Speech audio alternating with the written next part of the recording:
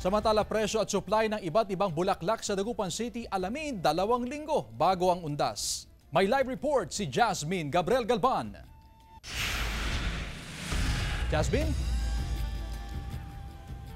Chris, halos 2 linggo bago ang paggunitan ng undas ay tuloy-tuloy na yung delivery ng bulaklak sa mga flower shop dito sa lungsod ng Dagupan. At ayon sa mga negosyante, sa ngayon walang paggalaw sa presyo ng bulaklak pero asahan na 1 linggo bago ang paggunitan ng undas ay unti-unti nang magkakaroon ng adjustment sa presyo at 3 days bago nga yung undas ay talagang meron ng pagtaas sa presyo ng bulaklak. Pero sa ngayon, Chris, magbigay muna ako ng update sa presyo ng bulaklak sa mga flower shop sa lungsod ng Dagupan. Sa ngayon, ang Astromelia ay nasa 200 pesos per bundle, ang Radus ay nasa 200 pesos per bundle, ang Malaysian Mums ay nasa 230 pesos per bundle, ang Roses ay nasa 50 pesos per stem, ang Sunflower ay nasa 100 pesos per stem, ang Carnation ay nasa 40 pesos per stem, ang Gerbera ay nasa 40 pesos per stem, habang ang Anthurium naman ay nasa 500 hanggang 600 pesos per bundle. Yan yung presyo sa ngayon, Chris, pero expected nga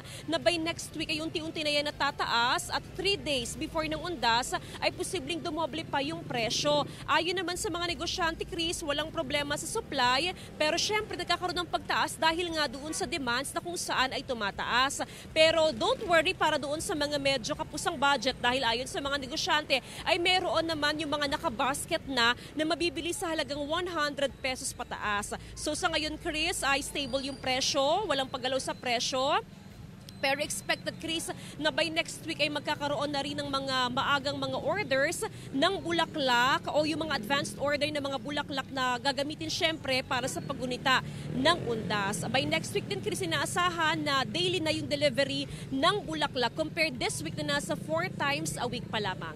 Chris? Maraming salamat, Jasmine Gabriel Galban.